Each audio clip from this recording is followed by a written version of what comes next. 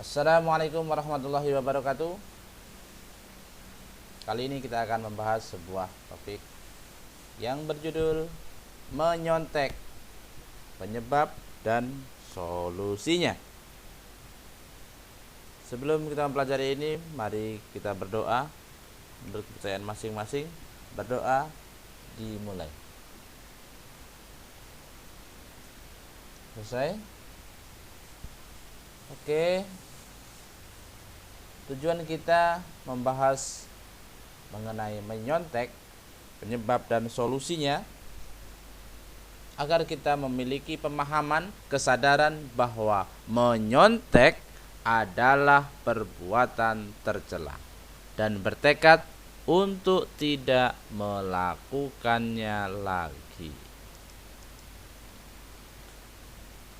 Oke, untuk mencairkan suasana ketegangan kita pada pembahasan mencontek, kita ikuti tebak persepsi. Nah, silahkan kalian perhatikan, hitunglah jumlah segi 4. Kotak yang di atas ada 1, 2, 3, 4, 5, 6.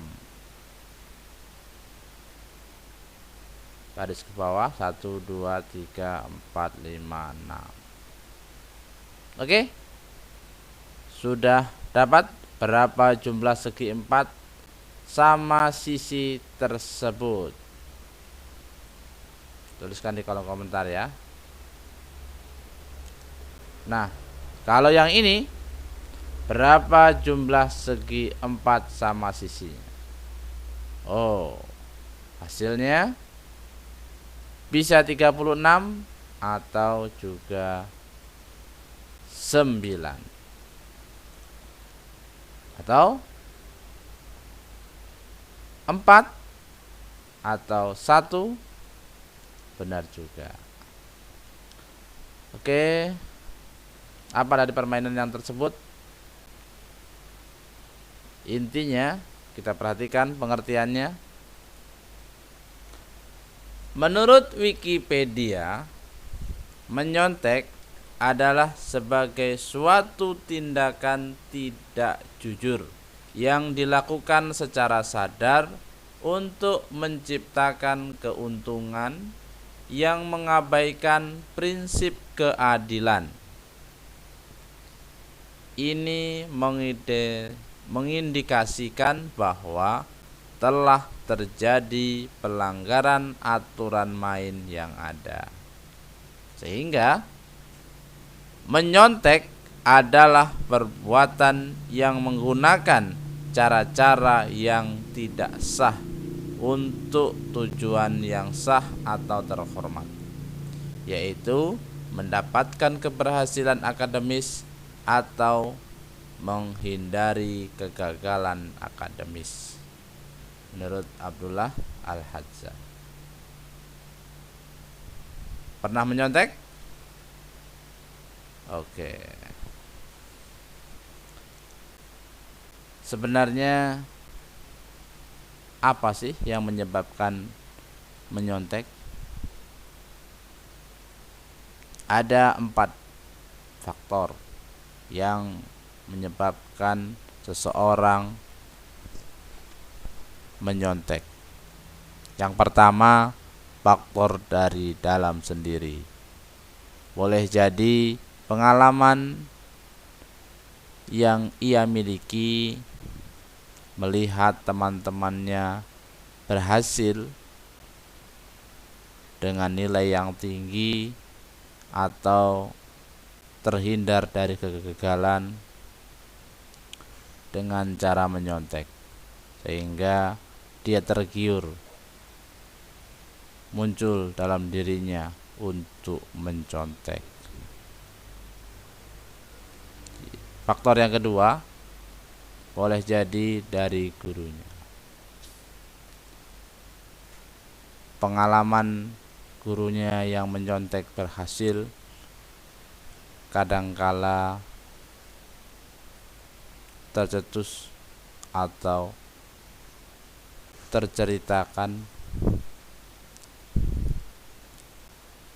yang akhirnya dicontek oleh murid-muridnya, ditiru hal-hal yang tidak berguna. Meski awalnya sang guru memberikan batasan agar tidak mencontek, atau dari guru mengetahui muridnya mencontek, membiarkan, sehingga dengan leluasa murid-muridnya menyontek. Buktinya guru tahu tidak memberikan hukuman. Yang ketiga, faktor dari orang tua. Beberapa orang tua menginginkan anaknya sukses dengan berbagai cara, termasuk mencontek. Yang keempat, faktor dari sistem pendidikan. Sistem pendidikan di beberapa sekolah juga memberikan keleluasaan untuk dapat mencontek, mendapatkan hal-hal yang menurutnya baik, sehingga membudaya sekolah takut kalau para muridnya, para peserta didiknya mendapatkan nilai di bawah rata-rata, sehingga memberikan keleluasaan untuk mencontek. 4 faktor inilah yang menyebabkan maraknya, membudayanya kebiasaan buruk menyontek. Oke, itu faktor penyebabnya sudah kita ketahui. Lalu bagaimana dengan akibat dari menyontek?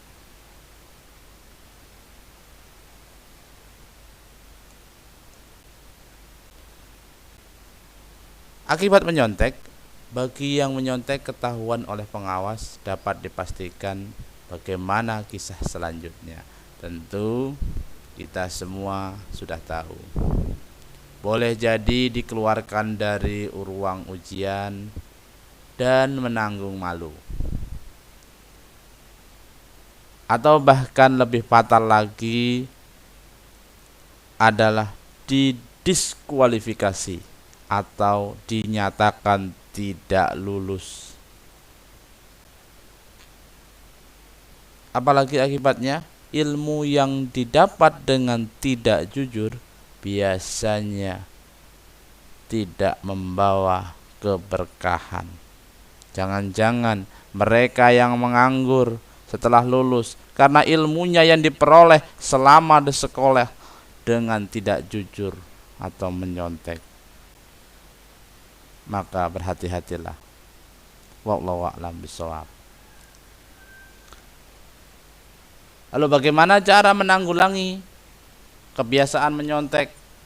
Yang pertama, kita buka dari faktor yang mempengaruhinya, yaitu faktor pribadi dari penyontek itu sendiri. Dari diri sendiri, mari bangkitkan rasa percaya diri. Yakin pada diri sendiri. Ketika kita sudah berusaha untuk belajar, kita pasti bisa mengerjakannya. Yang kedua, arahkan konsep mereka ke arah yang proporsional. Maksudnya yang sesuai dengan kemampuannya.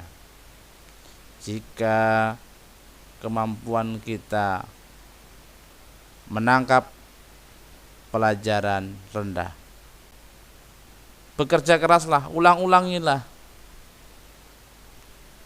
yakinkan diri sendiri pasti bisa mengerjakan dengan hasil yang terbaik. Yang ketiga, biasakan berpikir lebih realistis. Berpikir apa adanya, bahwa jujur lebih baik daripada berbohong atau mencontek, dan tidak perlu harus dapat nilai yang tertinggi. Biasakan diri kita untuk tidak ambisius. Itu hal yang perlu dilakukan dalam menanggulangi mencontek dari diri sendiri. Yang kedua, dari faktor lingkungan dan atau kelompok. Secara kelompok, mari kita ciptakan kesadaran disiplin dan kode etiknya ujian secara berkelompok yang syarat dengan pertimbangan moral. Buat aturan mainnya, siapa yang melanggar akan kena sanksi dan sebagainya. Faktor yang ketiga, dari sistem evaluasi. Yang pertama, buatlah instrumen atau soal evaluasi yang benar-benar valid dan reliable. Artinya soal-soal yang dibuat atau yang ada itu tepat dan tetap.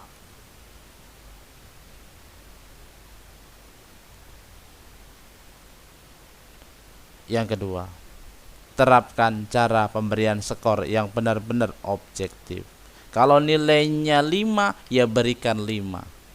Jangan sampai nilai 5 ditulis di rapor dengan angka 8 atau yang lainnya. Kalau dapat 100, ya 100. Benar-benar objektif. Yang ketiga, lakukan pengawasan yang ketat.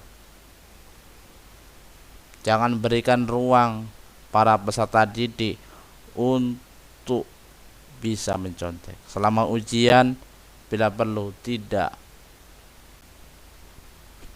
keluar masuk kelas. Keempat, bentuk soal disesuaikan dengan perkembangan kematangan peserta didik dan dengan mempertimbangkan prinsip pedagogi serta prinsip andragogi. Prinsip pedagogi maksudnya yang sesuai dengan aturan, benar ya benar, kalau salah ya salah. Namun juga perlu diterapkan andragogi dengan memperhatikan kesiapan, kelayakan dari peserta didik.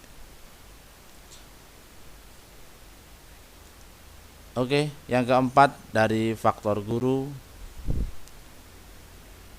berlakulah objektif dan terbuka dalam memberikan nilai. Bila perlu, ajaklah peserta didik untuk mengoreksi bersama, memberikan nilai bersama, agar nilai benar-benar terbuka dan objektif. Yang kedua, bersikap rasional dan tidak menyontek dalam memberikan tugas ujian.